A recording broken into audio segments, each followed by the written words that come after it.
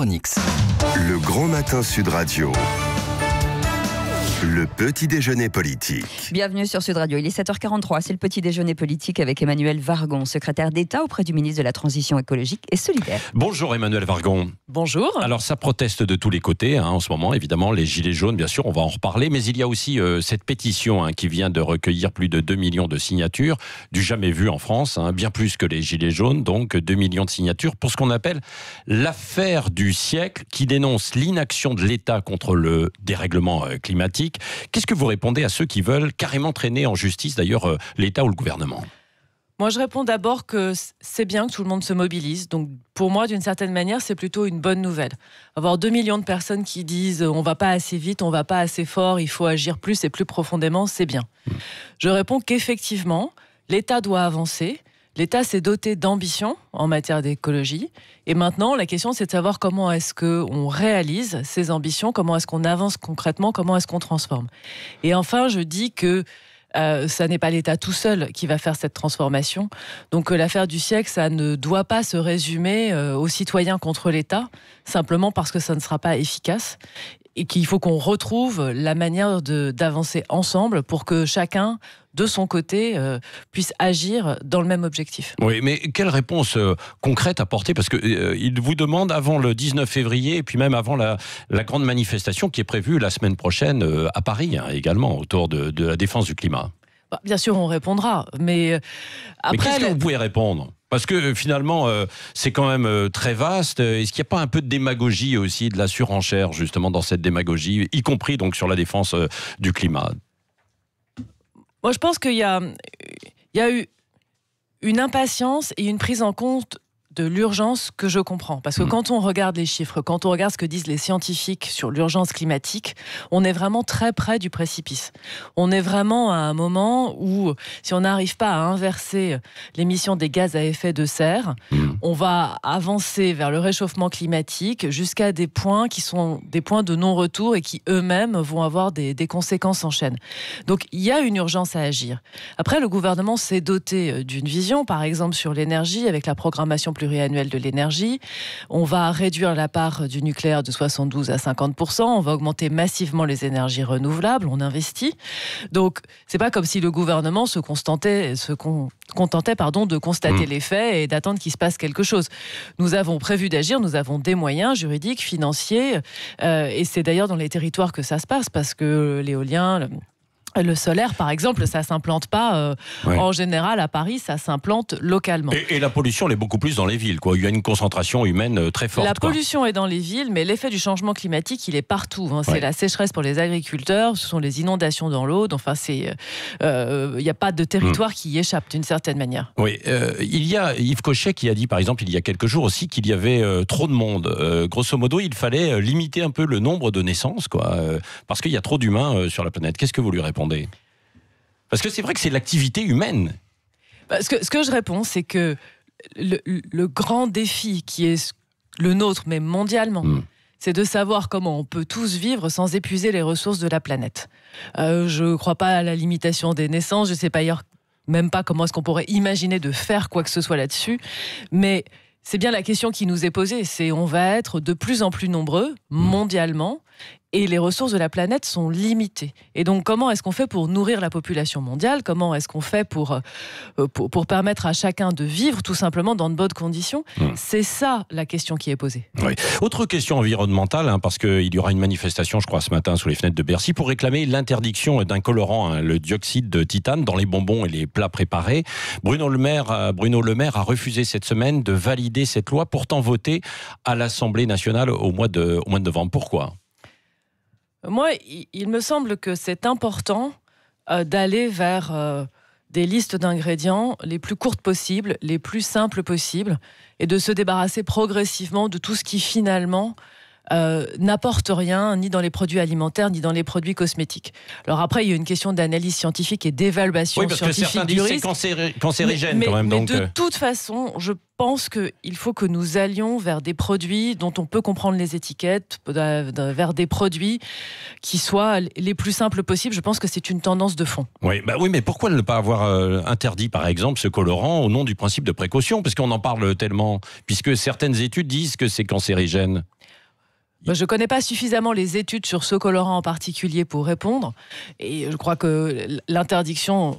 On peut utiliser l'interdiction quand on est vraiment sûr de la difficulté qui est posée par le produit. Je ne sais pas exactement quelle est l'analyse sur ce colorant en particulier. Il y a eu, vous avez vu, il y a eu plusieurs études contradictoires, mais il y a quand même beaucoup d'associations écologistes et de défense en fait de l'environnement et de la santé qui disent c'est dangereux. En tout cas, moi, je suis plutôt favorable en général à ce qu'on aille vers plus de simplicité, moins de produits compliqués. Oui. Venons-en aux Gilets jaunes. Est-ce que vous redoutez l'acte 9 demain ? Certains craignent même un début de guerre civile, quoi, parce qu'il y a des scènes qui ressemblent à ça.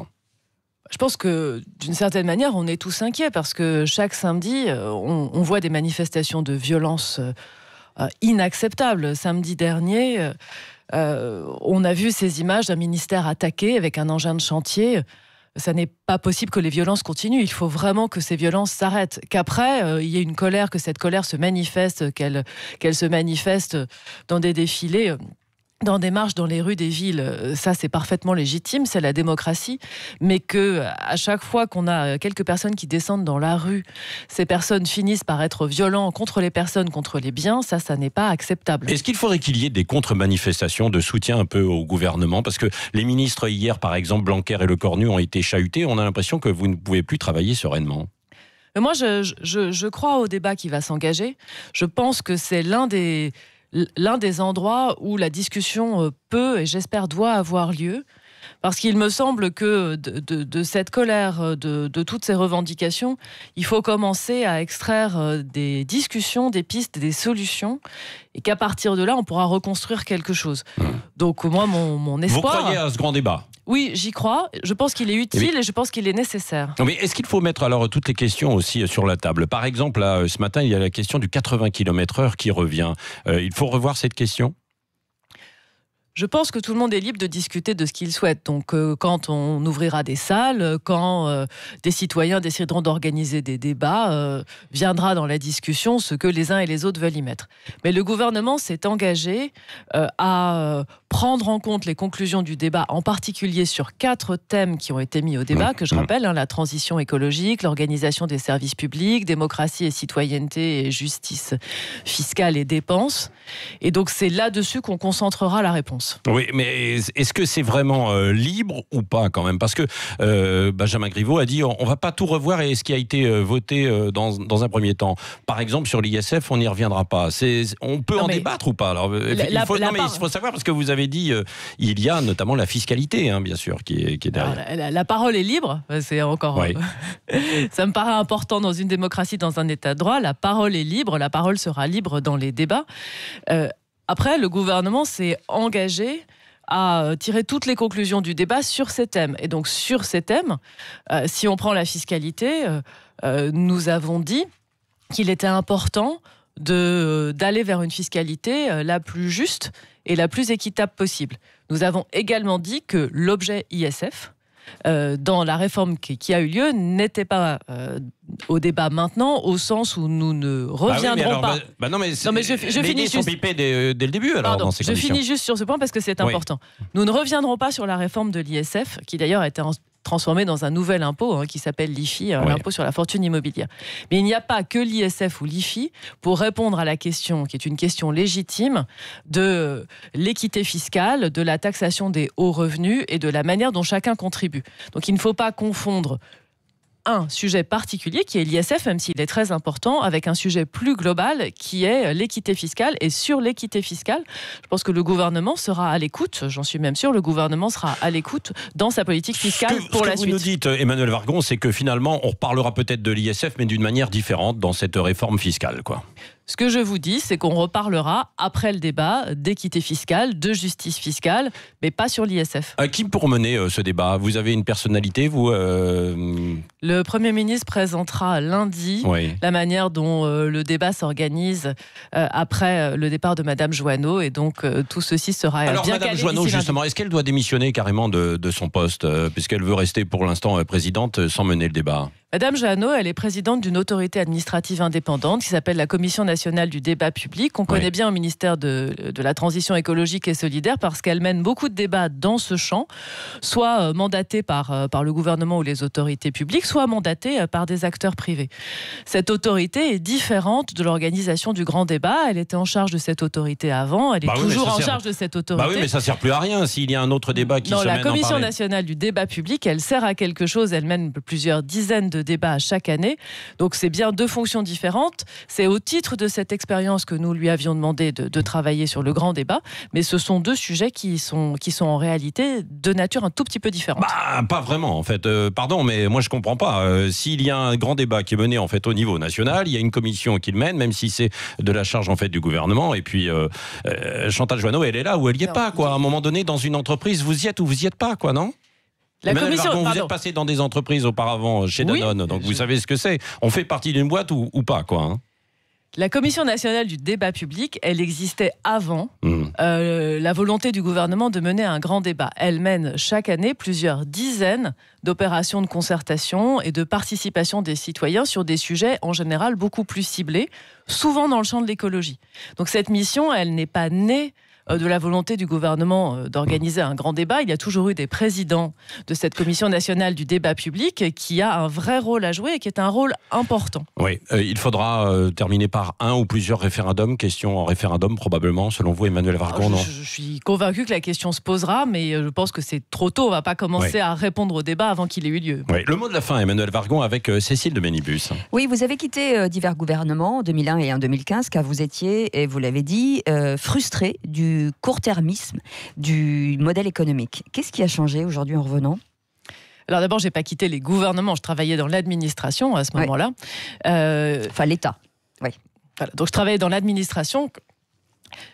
Je pense que le président Macron et le gouvernement actuel cherche vraiment des transformations en profondeur, c'est-à-dire agir non seulement pour répondre à l'urgence, et on voit bien à quel point l'urgence se manifeste, mais aussi essayer de transformer vraiment l'organisation du pays, libérer les énergies, notamment économiques. Et ça, c'est assez différent de ce que j'ai vécu dans les périodes précédentes. Je pense par exemple à la réforme des retraites qui arrive, je pense à la réforme de la SNCF qui a eu lieu, je pense aux ordonnances travail, où ce sont des réformes qui ont été conduites avec la volonté de changer réellement la manière dont le système fonctionne pour l'améliorer. Merci beaucoup. Et vous avez un invité surprise. Ouais, voilà, qu'est-ce que Emmanuel, c'est Zizou. Là. Tu te rappelles de moi, on a bossé dans la même boîte chez Danone. Toi, tu étais directrice de com et moi, tête à claque de gondole. N'empêche, j'incarnais parfaitement les valeurs de la marque, vu que j'ai toujours eu le charisme d'un yaourt nature, 0% matière grise. Alors justement, voici vous allez froisser tous les fans de Zizou. Ouais, mais c'est pas grave. Voici ma question. Toi qui as goûté aux deux, c'est quoi la différence entre faire du marketing pour une grande marque et faire de la politique, vu que dans les deux cas, tu vends un produit banal en prétendant qu'il est meilleur que celui de la concurrence. Voilà. Et joyeux Noël. Oui. Juste un mot peut-être pour dire que moi, j'essaye de concourir à l'amélioration des choses, à la formation du bien commun. Et d'une certaine manière, je pense que, bien sûr, c'est ce dont on est en charge quand on est au service de l'État. Et on peut le faire aussi quand on amène une entreprise à faire évoluer ses pratiques pour mieux prendre en compte l'intérêt. Donc, comme un yaourt bourré de fruits, c'est ça. Voilà, on amélioré. Merci à vous, Emmanuel Vargon, secrétaire d'État auprès du ministre de la Transition écologique et solidaire, d'avoir été ce matin sur Sud Radio. Et bien sûr, on retrouve Dany Moreau qui pirate l'info à 8h20. Et puis, n'oubliez pas que nous aurons notre grand débat aussi à nous, enfin notre duel entre Natacha Polony et Philippe Bilger, tout à l'heure à 8h40. Il est 7h57. Bon réveil. Merci d'être avec nous, c'est Sud Radio.